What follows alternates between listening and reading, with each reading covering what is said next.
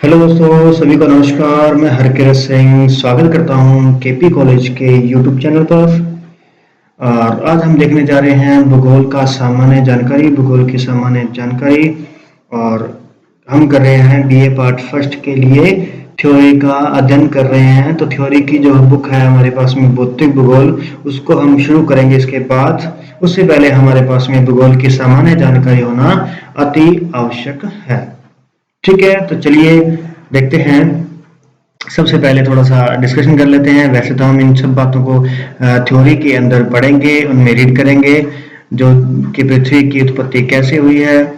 लेकिन फिर भी यहाँ पर थोड़ा सा आप नजर घुमा लीजिए कि ये इस प्रकार से हमारे पास में गैसीय फॉर्म में था पहले पूरा का पूरा सौरमंडल, और उस सौरमंडल का धीरे धीरे क्या होता गया, संकुचन होता गया। और इस प्रकार से हमारे पास में सभी के सभी जो ग्रह हैं वो इस प्रकार से हमारे सामने आते हैं। इसकी पूरी डिटेल के लिए हम इसको थ्योरी की क्लास में अच्छे से करेंगे। देन आफ्टर क्या हुआ कि उसके बाद में ये पृथ्वी, अब हम पृथ्वी पर आ जाते हैं। तो पृथ्वी जो है उस समय पूरी गर्म थी और तपत थी। ठीक है, गर्म थी और गर्म पृथ्वी है। उसके बाद में उस पृथ्वी का क्या होगा, धीरे धीरे कूलिंग शुरू होगी, पृथ्वी की कूलिंग शुरू होगी। और उस कूलिंग से क्या होगा, धीरे धीरे पृथ्वी के अंदर संकोचन होगा, संकोचन होगा, यानी पृथ्वी ठंडी होगी। जैसे हम देखते हैं कि गरम गरम दूध होता है, उसके ऊपर जो धीरे धीरे जैसे वो ठंडा होता है तो उसकी मलाई जो होती है ऊपर वाली, वो जैसे जैसे ठंडी होती है तो उसके ऊपर पहले मतलब पपड़ी पहले तैयार हो जाती है। दूध अभी गर्म होता है लेकिन पपड़ी ऊपर वाली पहले तैयार हो जाती है, जिस कारण से आप उसमें देखते होंगे इस प्रकार से लेयर सी बन जाती है ना, जो लेयर बन जाती है। तो सेम उसी लेयर के अकॉर्डिंग हम अलग अलग हाइपोथेसिस देखेंगे कि किस किस वैज्ञानिक भूगोलवेता ने कौन कौन सी परिकल्पना दी है महाद्वीपों की उत्पत्ति के लिए। ठीक है, क्योंकि हमने पहले तो हम देखेंगे कि पृथ्वी की उत्पत्ति के लिए क्या हाइपोथेसिस है, उसके बाद में महाद्वीपों की उत्पत्ति के लिए क्या हाइपोथेसिस आएंगी, उनको हम देखेंगे। तो इस प्रकार से जो ऊपर उठा हुआ भाग रह जाता है वो हमारे पास स्थलमंडल बन जाता है। जो नीचे वाला भाग है, यहाँ जल रुकने से यहाँ पे सागर बन जाते हैं। ठीक है, तो ये चीजें इसमें आती हैं। देखिए, जैसे हम यहाँ पे देखते हैं पृथ्वी का जो वास्तविक आकार है, पृथ्वी का जो वास्तविक आकार है वो है जियोड है, जियोड आकार की पृथ्वी है। ध्यान रखिएगा, पृथ्वी का जो आकार है वो जियोड है। और जब इसमें पूरा हम जब इसको देखते हैं टोटली, इसको पूरा गोलाई से यहाँ से इस प्रकार से देखते हैं, ये इस प्रकार से, तो हम इसको पूरा पूरा गोल लेकर के हम इसे एक ग्लोब का रूप दे देते हैं। ग्लोब के रूप में हम इसको देखते हैं पृथ्वी को, क्योंकि हम पूरी पृथ्वी को बाहर से नहीं देख सकते, इसलिए हम ग्लोब का प्रयोग करते हैं। तो देखिए, इस प्रकार से जब पृथ्वी का जो महाद्वीपों का उदय हुआ है तो वो इस प्रकार से हमारे पास में ऊंचा उठा हुआ भाग है, तो जहां पर महाद्वीप बनेगा और जो नीचे गहरा स्थान है वहां पे महासागर बन जाएंगे। ठीक है, चलिए इसके बाद में आगे बढ़ते हैं, देख लेते हैं थोड़ा बहुत। यहाँ पे आप देखिए जरा, यहाँ पे कि यहाँ हमारे पास में अलग अलग महाद्वीपों के अलग अलग यहाँ पे देश हमें दिए गए हैं, जो आपको बेहद जानना बेहद जरूरी है। तो इसके लिए हम थोड़ा सा अलग से देख लेते हैं, क्योंकि सबसे पहले जो है वो जो सबसे विकसित जो महाद्वीप है वो हमारे पास में यूरोप महाद्वीप है। ये यूरोप महाद्वीप का एरिया है ये सारा का सारा। तो इसमें आप जो ध्यान रखेंगे वो ये ध्यान रखना है कि ये हमारे पास में स्पेन है, फ्रांस है, फ्रांस के बाद में यहाँ इटली आ जाता है। ये वाला जो पार्ट हमारे पास में इटली का आ जाता है, और ये हमारे पास में जर्मनी एक नंबर पे, यहाँ पे जर्मनी आ जाता है। तो इसी इलाके को ये वाला जो इलाका है इसे ही यूनान कहा गया, इसे ही यूनान कहते हैं। तो ध्यान रखिएगा सबसे पहले कि भूगोल का जनक किसे कहते हैं, भूगोल का जनक, भूगोल का जनक। तो भूगोल का जनक है हिकेटियस, हिकेटियस को कहा जाता है भूगोल का जनक। हिकेटियस को भूगोल का जनक कहते हैं, और ये यूनान से था। ये कहां से था, यूनान से था। यूनान जिसे ग्रीक भी कहा जाता है, ग्रीक, ग्रीस, इस प्रकार से। ठीक है, यूनान से था। और इसकी पुस्तक का नाम ध्यान रखिएगा, इसकी पुस्तक का नाम है जस पीरियोडस, जस पीरियोडस जो है इसकी पुस्तक का नाम है। क्लियर दोस्तों, इतना ध्यान रखिएगा। और ठीक है, उसके बाद में आगे बढ़ते हैं। पहले हम थोड़ा सा डिस्कशन कर लेते हैं महाद्वीपों के बारे में, महाद्वीप कौन कौन से हैं। तो देखिए,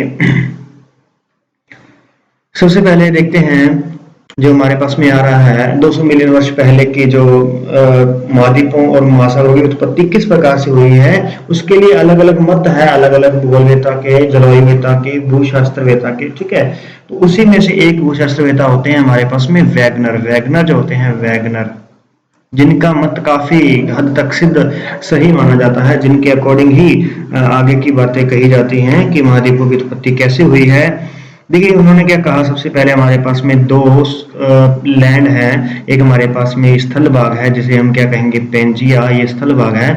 और ये हमारे पास में जलीय भाग है जिसे हम कहते हैं पैंथालासा, ठीक है। ये इन्होंने ये बात यहाँ पे कही, इन्होंने पैंथालासा कहा इसको। अब क्या हुआ, उसके बाद में अलग अलग युग आते गए तो बीच में इसके ये दो टुकड़े हो जाते हैं। जो हमारे पास में लैंड एरिया है, जो स्थल भाग है, उसके यहाँ पे दो टुकड़े हो जाते हैं, जिसमें से ऊपर वाला भाग जो है इसे हम अंगारा लैंड कहते हैं, यानी कि इसे लोरेशिया कहते हैं। लोरेशिया, ध्यान रखिएगा, लोरेशिया शब्द आता है कई बार, और इसमें हम ज्यादातर लोरेशिया पढ़ेंगे जो हमारे पास में भौतिक भूगोल की बुक है, तो इसीलिए आपने ध्यान रखना है। लोरेशिया जो है ऊपर वाला पार्ट है, और नीचे वाला पार्ट जो है इसे गोंडवाना लैंड कहते हैं, गोंडवाना लैंड कहते हैं। और बीच में जो इसके पानी आया है उसे क्या कहते हैं, टेथिस सागर कहा गया। नेक्स्ट उसके बाद में देखिए इस प्रकार से पहले पेंजिया था, उस पेंजिया के बाद में जो है ये टेथिस सागर था यहाँ बीच में। तो यहाँ से पहले लोरेशिया बना और नीचे हमारे पास में गोंडवाना लैंड बना। अब यहाँ से आप देख सकते हैं गोंडवाना लैंड जो है अलग अलग टुकड़ों में बट रहा है। और ऊपर बात करें तो यहाँ हमारे पास में एक फॉर्म ये है, दो महाद्वीप हमारे यहाँ से निकलेंगे, यानी दूसरा और तीसरा महाद्वीप यहाँ से निकलेगा। तो तीन महाद्वीप तो हमारे अंगारा से क्रिएट होंगे और चार महाद्वीप हमारे पास में गोंडवाना लैंड से क्रिएट होंगे, तो इससे बनेंगे, ठीक है। ये हमारे पास में थर्ड और ये हो गया फोर्थ।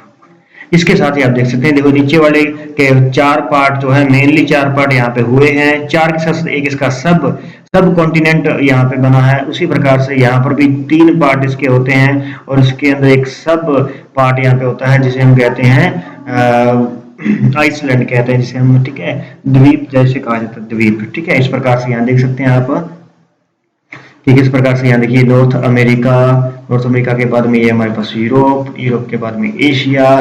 तो तीन तो हमारे पास ये महाद्वीप हो गए, इसी के साथ ये बीच में कौन सा होगा हमारे पास में ग्रीनलैंड यहाँ पे तैयार हो गया, ठीक है। यहाँ हम बात करते हैं तो नीचे क्या है हमारे पास में, साउथ अमेरिका, अफ्रीका, ऑस्ट्रेलिया और अंटार्कटिका। तो ये चार हमारे पास नीचे महाद्वीप हैं, चार ये महाद्वीप हैं और तीन ऊपर वाले महाद्वीप हैं। तो तीन इससे बने, चार इससे बने, तो टोटल हमारे पास में महाद्वीप कितने हो गए, 7 महाद्वीप हो जाते हैं। और इंडिया जो है इसकी सब कॉन्टिनेंट प्लेट है, तो ये इंडिया भी जाकर के यूं इस ऊपर टकराएगा, ठीक है। उनको हम आगे देखेंगे, चलिए आगे बढ़ते हैं, ठीक है। देख लीजिए यहाँ पर, यहाँ आपको जो बात ध्यान रखनी है कि ये जो यहाँ पे हमने लाइन खींची है, देखिए इस लाइन को, जो ये बिल्कुल सेंटर में जा रही है लाइन, डार्क लाइन है, इसे भूमध्य रेखा कहते हैं। भूमध्य रेखा ये 0 डिग्री अक्षांश है, 0 डिग्री अक्षांश रेखाएं हैं, ये अक्षांश रेखाएं खींची जा रही है, ध्यान रखिएगा यहाँ पे। और ये हमारे पास में 23.5 डिग्री नॉर्थ अक्षांश है, 23.5 डिग्री नॉर्थ अक्षांश है, क्योंकि ये उत्तर दिशा में ना, इस 0 डिग्री से उत्तर दिशा में है और ये 0 डिग्री से नीचे है, तो इसे हम कहते हैं 23.5 डिग्री साउथ अक्षांश। 23.5 डिग्री साउथ अक्षांश है जिसका नाम है मकर रेखा। तो नीचे मकर रेखा नाम रखा गया, ऊपर हमारे पास में कर्क रेखा नाम रखा गया, ठीक है। तो ऐसा क्यों 23.5 को ही नाम क्यों दिया गया है, क्योंकि हमारी जो पृथ्वी है वो अपने अक्ष पर, जो उसका अक्ष है यहाँ पर बनना तो उसको था 90 डिग्री पे सीधा खड़ा होना था, लेकिन वो 90 डिग्री पर ना होकर के वो झुकी हुई है थोड़ी सी, और वो कितना झुकी हुई है, तो 23.5 डिग्री उसका झुकाव है, जिस कारण से यहाँ झुकाव कितना रहेगा 23.5 का। और कौन पूछे हमारे हमसे कि पृथ्वी अपने अक्ष पर कितने डिग्री कोण बनाती है, तो 66.5 डिग्री का कोण बनाती है, क्लियर। तो ये झुकी हुई होने के कारण ही हम यहाँ पे कर्क रेखा और मकर रेखा को नाम देते हैं।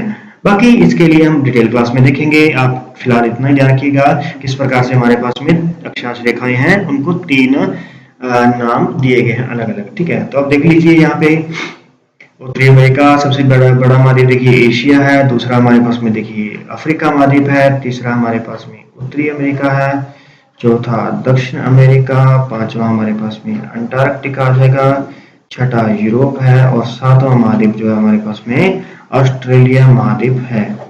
क्लियर है? इस प्रकार से आप यहाँ पे देख सकते हैं सातों महाद्वीप हमारे पास में आ चुके हैं। तो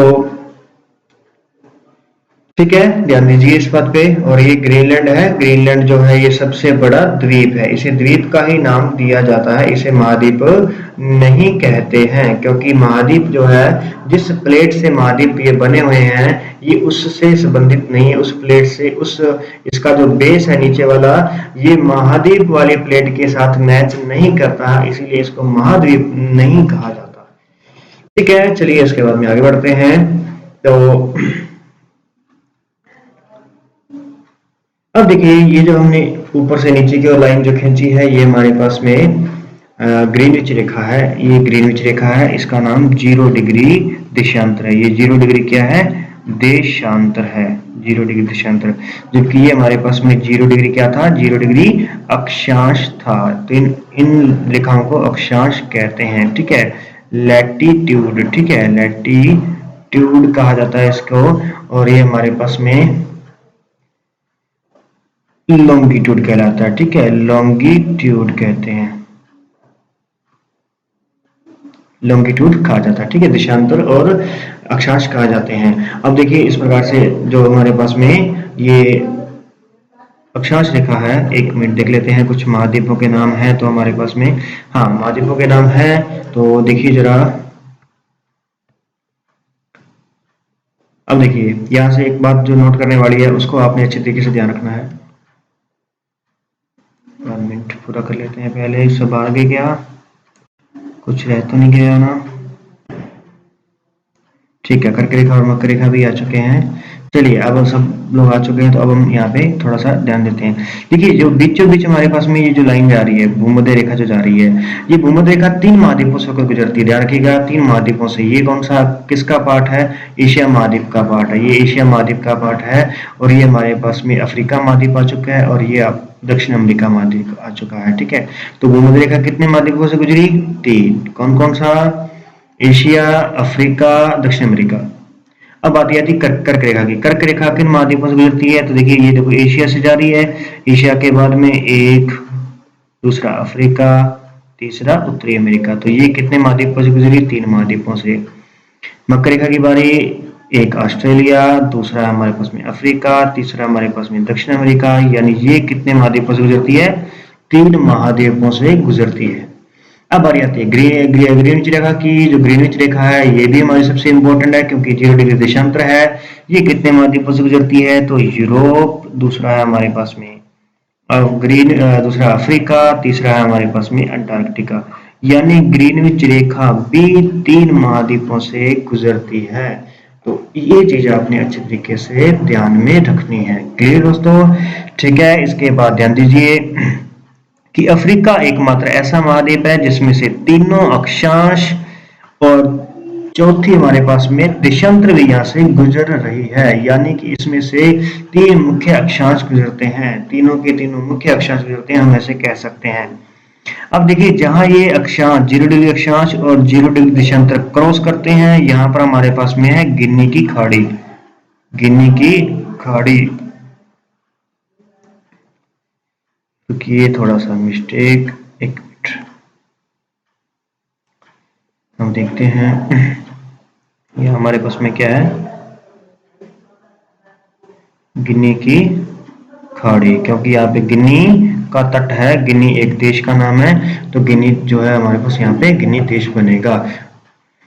ठीक है, तो आप देख सकते हैं ये हमारे पास में कर्क और मकर रेखा है, भूमध्य रेखा है, ग्रीनविच रेखा हो चुकी है। और ग्रीनविच रेखा जो है जहां से गुजरती है यहाँ पे हमारे पास में कहा क्या है? लंदन है। ठीक है, थोड़ा सा इसको इधर करने वाला था, थोड़ी सी जो लाइन है वो यहाँ से गुजरेगी, लंदन जो है इस जगह पे फोकस होता है। तो ये कहाँ से गुजरती है? लंदन से होकर गुजरती है, लंदन से। अब इस 0 डिग्री के अगर हम इस दिशा में जाएंगे तो ये दिशा कौन सी कहलाएगी? ईस्ट कहलाएगी। और ये वाली दिशा कौन सी कहलाएगी? वेस्ट कहलाएगी। ठीक है, तो अब आप एक बार यहाँ पे फोकस कीजिए जल्दी से कि यहाँ हमारे पास में जो हमारा भारत है वो इस ग्रीनविच रेखा के किस दिशा में है? ग्रीनविच रेखा के किस दिशा में बनता है? तो इसको देखिए जल्दी से।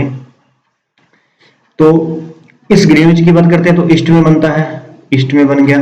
और इस हम भूमध्य रेखा की बात करते हैं तो भूमध्य रेखा से कौन सी दिशा में बनता है, नॉर्थ में बनता है, नॉर्थ में बनता है। तो भारत जो है वो किस गोलार्ध में कह रहा है, गोलार्ध, गोलार्ध यानी कि हेमिस्फीयर, हेमिस्फीयर बोला जाता है। स्फीयर का मतलब गोलार्ध होता है, हेमिस्फीयर का मतलब, स्फीयर का मतलब गोला होता है और हेमिस्फीयर का मतलब हमारे पास में, हेमिस्फीयर का मतलब क्या होता है, गोलार्ध होता है, गोलार्ध, ठीक है, ये गोलार्ध होता है। तो ये आ गया नॉर्थ ईस्ट हेमिस्फीयर में आता है कौन, इंडिया, हमारा इंडिया, ठीक है। चलिए आगे बढ़ते हैं,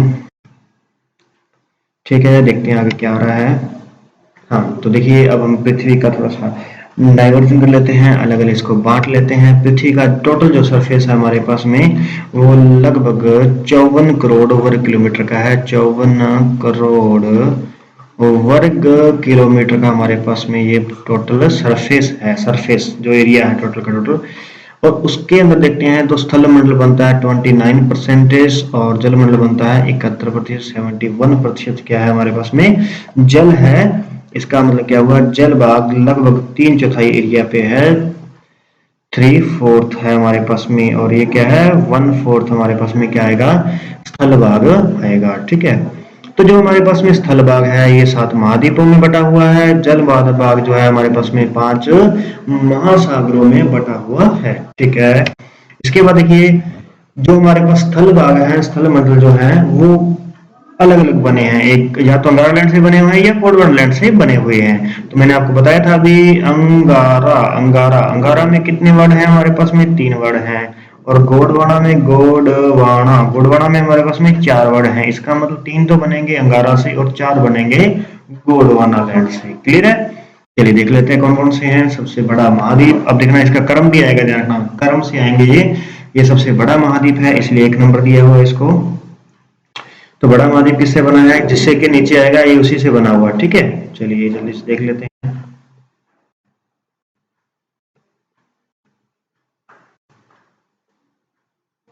ये देखिए हो गया क्लियर हमारे पास में, ठीक है। चलिए ये सबसे बड़ा महाद्वीप एशिया, दूसरा अफ्रीका, तीसरा उत्तरी अमेरिका, चौथा दक्षिण अमेरिका, पांचवा अंटार्कटिका, छठा यूरोप और सातवां है ऑस्ट्रेलिया। तो इन सातों में से देख लीजिए 3 कौन कौन से, एशिया, उत्तरी अमेरिका और यूरोप ये बने हैं अंगारा लैंड के, और अफ्रीका, दक्षिण अमेरिका, अंटार्कटिका और ऑस्ट्रेलिया ये बने हैं गोंडवाना लैंड से। क्लियर है दोस्तों। और इसी बीच मत भूलिएगा कि जो हमारा इंडिया है, इंडियन प्लेट जो है, इंडियन प्लेट, तो इंडियन प्लेट भी किसकी है, प्लेट भी किसकी है, यानी गोंडवाना लैंड की है, ठीक है ना, गोंडवाना लैंड की। कहीं ऐसा ना हो कि आप समझे कि इसके नीचे लिखा है इसलिए ये इसकी प्लेट है, नहीं, जुड़ा हुआ वर्तमान में एशिया के साथ हो सकता है भले ही, लेकिन ये आया कहां से है, गोंडवाना लैंड से जुड़ करके आया है। कैसे आया है नेक्स्ट क्लास में देखेंगे। चलिए आगे देखते हैं। महासागरों की बात करते हैं तो महासागरों में सबसे बड़ा महासागर प्रशांत है, अंध महासागर अटलांटिक, अंध या अटलांटिक। देखिए एक बात यहाँ पे मैं आपको और बता दूं, अफ्रीका महाद्वीप को अंध महाद्वीप कहा जाता है, अंध महाद्वीप कहा जाता है क्योंकि ये हर दृष्टि से पिछड़ा हुआ है, आर्थिक, सामाजिक और शैक्षणिक दृष्टि से पिछड़ा हुआ महाद्वीप है, इसलिए इसको अंध महाद्वीप कहते हैं। तो इसी अंध महाद्वीप के कारण ही इस अटलांटिक महासागर को भी क्या कह देते हैं, अंध महासागर कहा जाता है। और हिंद महासागर जो है, हिंद, क्योंकि ये इसको हिंद क्यों कहते हैं, क्योंकि ये इंडिया के टच में है और इंडिया के टच में होने के कारण इसको इंडियन ओशियन कहते हैं, इंडियन ओशियन कहा जाता है। ये ध्यान रखिएगा, एकमात्र देश के नाम पर महासागर का नाम। अंटार्कटिक महासागर जो है वो अंटार्कटिका के चारों ओर का पानी ही है, वास्तव में कोई महासागर नहीं है। इन तीनों महासागरों का प्रशांत, अटलांटिक और हिंद का जो बचा हुआ भाग है जो दक्षिण ध्रुव पर इकट्ठा होता है उसे हम अंटार्कटिक महासागर कहते हैं, और जो उत्तरी ध्रुव पर इकट्ठा होता है उसे हम आर्कटिक महासागर कहते हैं। आर्कटिक महासागर ये हमें नॉर्थ पोल पे मिलेगा और ये हमारे पास में साउथ पोल के चारों ओर मिलेगा। साउथ पोल पर तो क्या है, साउथ पोल कहाँ पे है, अंटार्कटिका पर, साउथ पोल अंटार्कटिका पर है, लेकिन इस अंटार्कटिका के चारों ओर जो महासागर है वो अंटार्कटिक महासागर आता है। क्लियर है। चलिए आराम से इसको आप रीड कीजिएगा, नेक्स्ट आगे बढ़ते हैं। ठीक है, अब यहाँ पे आप देख सकते हैं जल्दी से। सबसे पहले देखिए, ये हमारे पास देखिए यूरोप महाद्वीप है, ये यूरोप महाद्वीप है और ये एशिया महाद्वीप है।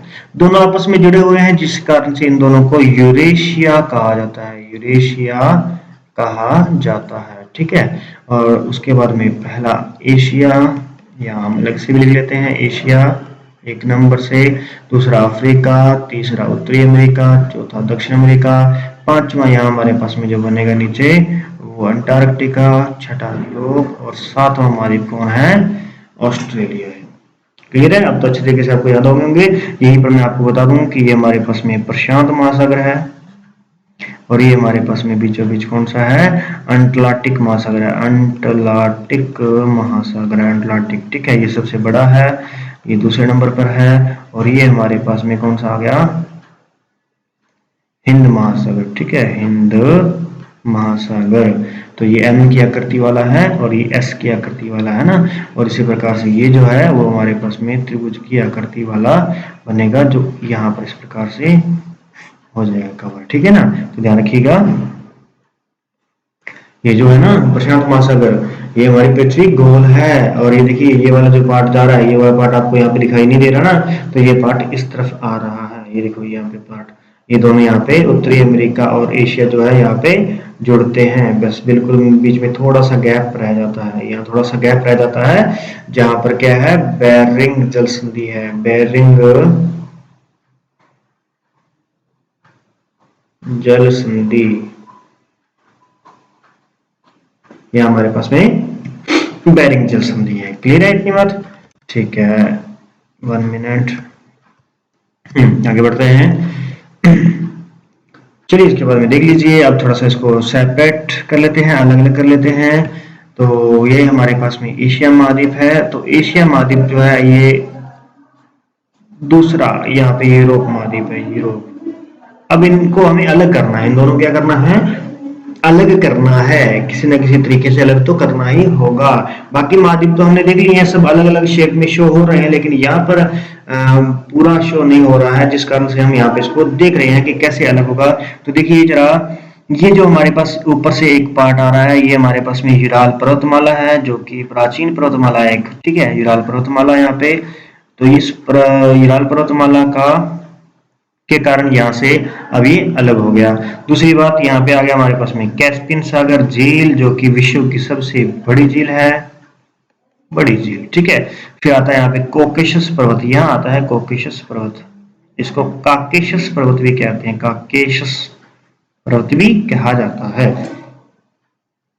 नेक्स्ट हमारी थ्योरी क्लास में ये काम आएगा, इसलिए अच्छे से ध्यान रखना भी। यहाँ पे क्या आएगा, काकेशस पर्वत आता है। और यहाँ पर हमारे पास में क्या आता है, हिमालय पर्वतमाला आती है। यहाँ पे क्या आता है, हिमालय पर्वतमाला आती है। और हिमालय पर्वतमाला, फिर यहाँ पे देखिएगा, ये हमारे पास में जो है ये काला सागर है, काला सागर, ये क्या सा आ गया हमारे पास में, काला सागर। और काला सागर के बाद में यहाँ से भी ये थोड़ा बहुत इससे कटा हुआ है, तो जिस ये आ गया हमारे पास में भूमध्य सागर, भूमध्य सागर। ध्यान रखिएगा, भूमध्य सागर यहाँ पे है और भूमध्य रेखा यहाँ पर है, दोनों में डिफरेंस है। कहीं ऐसा ना हो कि आप भूमध्य सागर को भूमध्य रेखा पर ही समझते रहें, ऐसा नहीं है। और इसी के बीच में आपको मैं बता दूं, यहाँ पे हमारे पास मिलेगा आल्प्स पर्वत। यहाँ पे कौन सा मिलेगा हमें, आल्प्स पर्वत मिलेगा। तो आल्प्स पर्वत, कॉकेशस पर्वत और हिमालय पर्वत, इनकी जो बनावट है वो कुछ इस प्रकार की है, जो हमें आगे चल करके काम आने वाली है, जो हमसे आगे क्वेश्चन पुट किया जाएगा या जो हम थ्योरी पढ़ेंगे उसके अंदर हमारे पास में ये काम आएगी। ठीक है, फिर यहाँ से देख लीजिए, अब ये महाद्वीप यहाँ से अलग हो रखा है, तो यहाँ से अलग कैसे हुआ, नहर बनाई गई है। यहाँ से क्या है बीच में, तो यहाँ पे हमारे पास में लाल सागर है। यहाँ क्या है हमारे पास में, तो यहाँ है बोव अलमदेव जल संधि यहाँ पे है। इसके बाद में यहाँ महासागर आ गया, अरब सागर आ गया, इधर बंगाल की खाड़ी आ चुकी है, ये हमारे पास में भारत है। ठीक है, तो ये चीज यहाँ पे अपने पास में हो गई है। ठीक है, चलिए इसके बाद में आगे देखते हैं। ये बेकौल झील जो है, बेकौल झील ये विश्व की सबसे गहरी झील है, गहरी झील, विश्व की सबसे बड़ी, सबसे गहरी, बड़ी झील नहीं, बड़ी झील किसे कहेंगे हम, कैस्पियन सागर कहेंगे। बड़ी झील हम कैस्पियन सागर कहेंगे, जबकि गहरी झील हम किसे कहेंगे, बेकौल झील को कहेंगे। ठीक है, ओके, नेक्स्ट कुछ रहा तो नहीं, आगे बढ़ते हैं।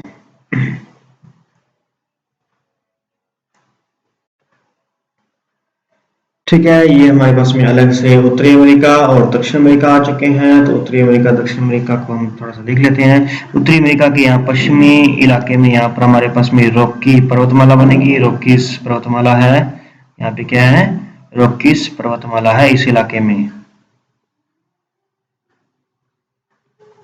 रॉकीज पर्वतमाला। और यहाँ पर क्या है, इसके अंदर इसके पास में क्या है, यहाँ पर एंडीज पर्वतमाला है, यहाँ पे एंडीज पर्वतमाला,